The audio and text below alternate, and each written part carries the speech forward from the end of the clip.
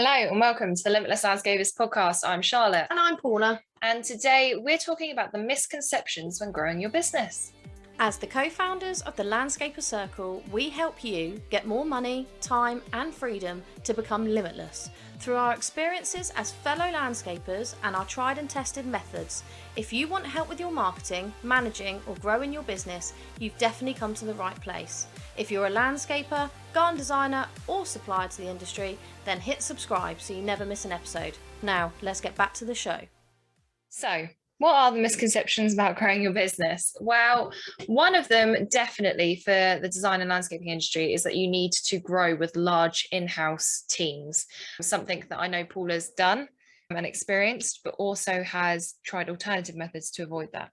Yeah, so I think the misconception is doing one thing one way. So that's an exact example, Shah. So you have to employ everybody straight away when actually you could utilize subcontractors. You could subcontract out large parts of your business, not just the installation, but you could subcontract design services. You could subcontract your marketing. You could subcontract telephone answering, having a VA, any of these things. So I think, yes, misconception one is only thinking there's one way of doing things, such as building a business through building up your employee base. Because I know it's quite scary, because if you don't have the work set in stone, or if you're scared that it's gone quite quiet, then you can think, well, how in the hell can I afford to employ a skilled person, particularly because they're the most expensive person you're going to pay? Or can I afford a labourer, or should I just carry on my own? So I think it's being tied to that one way, like it's only one way. No, there's multiple ways you can grow various parts of your business. You've just got to be more open to thinking outside the box. Yeah, because another thing is, say you're very skilled at the landscaping, but you don't currently offer design. Why not work through finding a garden designer and partnering on them? That way you're not outsourcing to someone per hour. You're not hiring in-house, but you're working with them on projects. And it's thinking about different ways and getting the understanding of, just because it's not the done way doesn't mean it's wrong.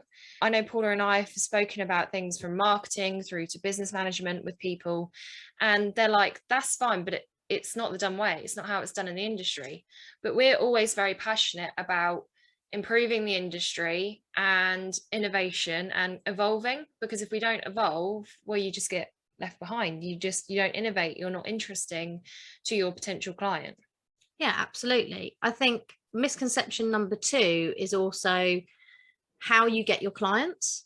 So again, people go, well, it's word of mouth, or, oh, I get everything from my website. Well, the misconception, I believe, and Charlotte, tell me if I'm wrong, is the fact that you actually don't really know where your clients come from, where your inquiries are generated from, until you start looking at everything. So looking at your figures, and I don't just mean looking at your inquiries as a whole. I mean actually logging every single inquiry you get, whether it is someone that you say we're not interested, but you put it on an inquiry sheet, to the ones that you actually do go out and have a site visit with, and you do a garden design for, and then possibly go on to build, etc.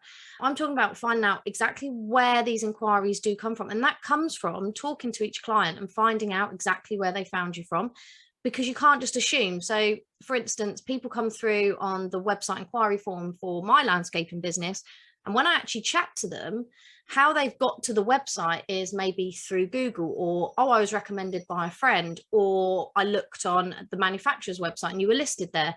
So actually they haven't come direct, they've come through the website. But if you start questioning exactly how they got to your website in the first place, you can find out even more. So it's all about starting with tracking, and then doing a bit of, well, information gathering, I suppose, from talking to people. Yeah, because often as well, you'll go, I think it's all coming from one particular source, all these inquiries. You then find out it's something different. And it also means you can better analyze what's working for you and what's not.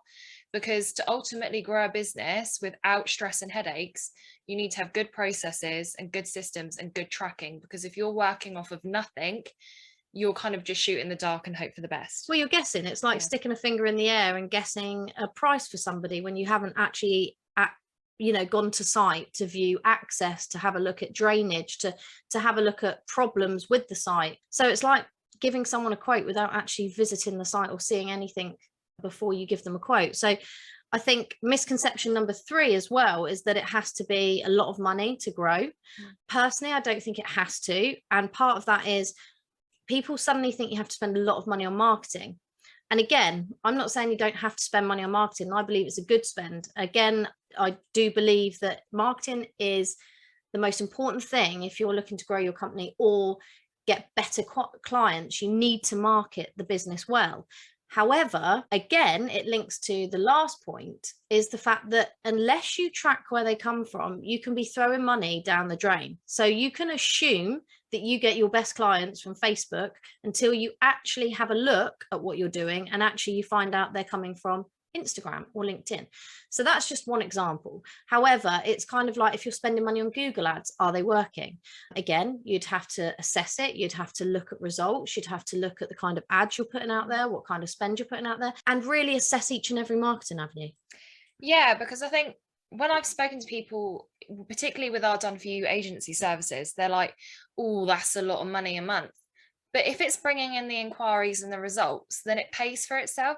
We've spoken before on kind of how much it costs to acquire each inquiry and each sale. Well, if you're doing, you know, a 15 grand job and they cost £5 to acquire, that's a really good return on investment. Yeah. It's about thinking beyond the initial upfront cost and beyond the initial time, because I know another thing, coming back to processes and tracking your inquiries, well, that's going to be a lot of time. It's not when you've got the system set up, you can automate a lot of it, but I'd rather spend 5 minutes preparing that sort of thing, knowing where I'm going, so that I'm not guessing. I'm not then wasting more time and more energy on the blowback of doing the wrong thing. Yeah, so it's all about being more specific and targeted. And that obviously starts with who is your ideal client. And we've talked about this multiple times. And then looking at what marketing is actually working for you and where you want to put more money and effort. Another thing that goes hand in hand, which I won't go on about too much, is conversion rates. And that's basically how good you are at sales. We have a whole topic about that in the Landscaper Circle if you are a member. If not, you'll have to get on the waiting list to join. But it's all about conversion rates as well, because if you've got a really crap conversion rate, I would probably say don't bother spending loads of money on marketing until you can improve your conversion rate, because you'll just be wasting money. And I think another misconception is that it's going to just add to your workload when you grow your business. It's not going to help you in any way. You're already busy now, you're already drowning in work. How could you possibly take on any more clients? How could you possibly grow your business? Now, first of all, not every way of growing your business involves taking on more clients, such as garden design or landscaping clients, where you've got a lot of in-depth client work. Number 2, when you grow, it gives you the freedom to outsource. It gives you the freedom to get help on the areas. You can then focus on what you're passionate about. You can outsource the stuff. So say one of your weaknesses is marketing. Get rid of your weaknesses. That not only gets rid of some of your stress, gets rid of some of your workload, but then someone else is doing it effectively for you. So what is one of your weaknesses becomes one of your strengths. Then you can look at replacing your strengths in the business, because strength doesn't mean you're passionate about it. Just because you're really good at something doesn't mean you enjoy doing it. And then you can really focus on what you're passionate about and what brings you in the income. And when you do that, I know Paul has spoken before, what you focus on grows. It's only going to help your business. If you start to resent your business, if you start to feel negative towards it, or you're stressed or anything, that energy goes in and not a lot comes out. Yeah, and it will be a hindrance to anything you're trying to do with the business, whether that's growing it, maintaining it, whatever it might be. It will impact on that.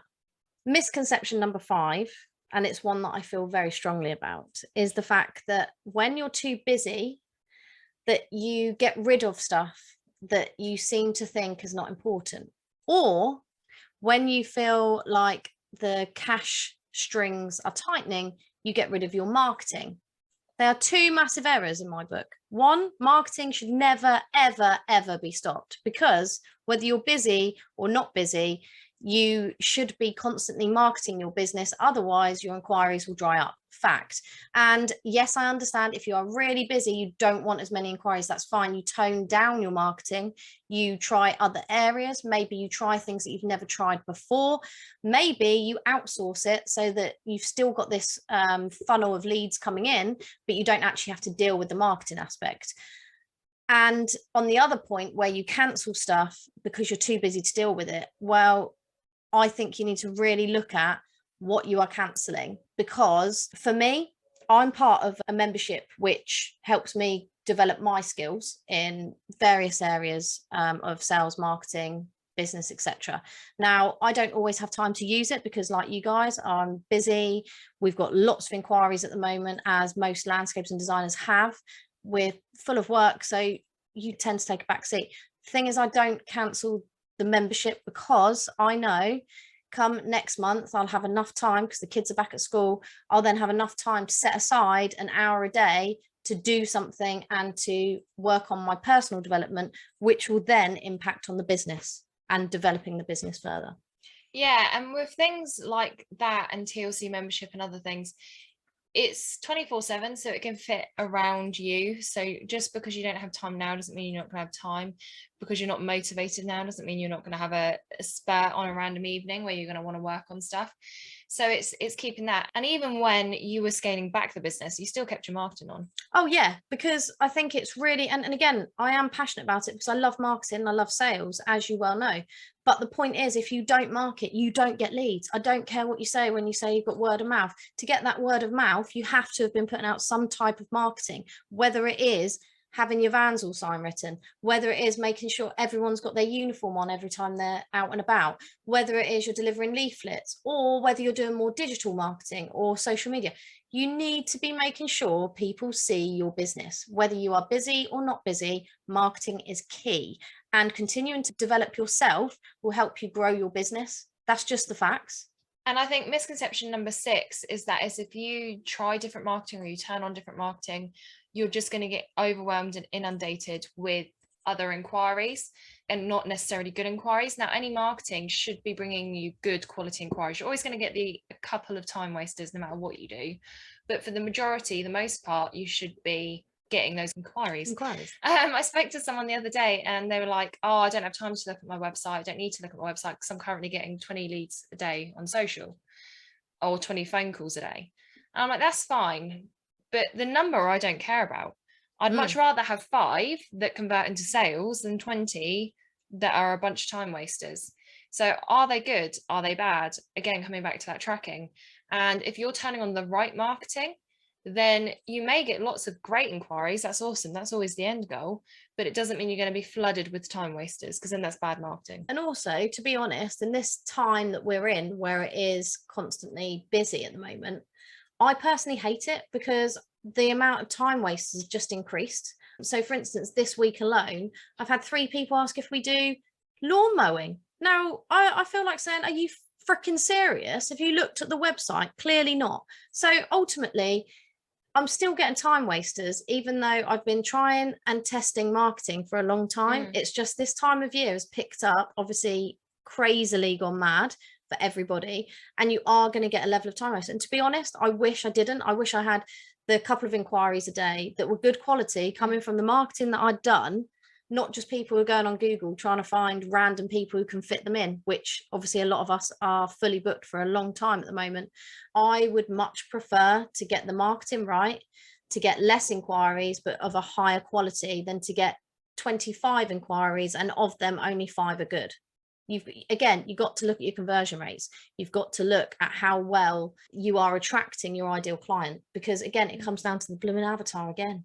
Hate saying it. Yeah, this current time, it's September, we're still getting inquiries, but from speaking to our members and stuff, they're starting to peter off. So now is the time to start looking at these things, so that you can implement them before the winter period, so that you're not getting to December 31st and thinking, right, what am I going to do? What are we going to do? New year, new planning. What are we going to do? How are we going to do it? I want to change this year because, this year's been stressful. I've been run around manic. Blah, blah, blah. You can start making these changes now to reduce your stress and grow your income. Absolutely. And how are you going to do that? Well, you're going to sign up to our free masterclass. When is it, Sean? It is Thursday, 30th of September at 10 a.m. I do know.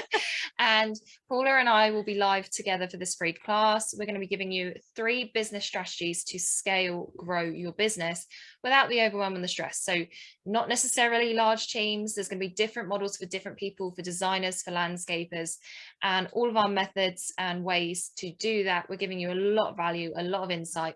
Plus, if you turn up live rather than watching the replay, you also get a free bespoke Instagram audit. So I go in and review your Instagram profile, give you tips, recommendations, and areas to improve so that you can start getting quality inquiries on social. And we're also going to be speaking to you guys about the changes that come into TLC. Yeah, you'll be first to know what's going on. If you want to get on the inside, if you want to join us in TLC, like who wouldn't? Yeah, I'm shocked. Before it all changes, I mean, I don't want to give anything away, but there's big exciting things around the corner. So the link will be in the show notes, thelandscaperscircle.co.uk/masterclass. If you have any questions, reach out in all the usual ways, and we will see you on the next one. Yep, ciao for now.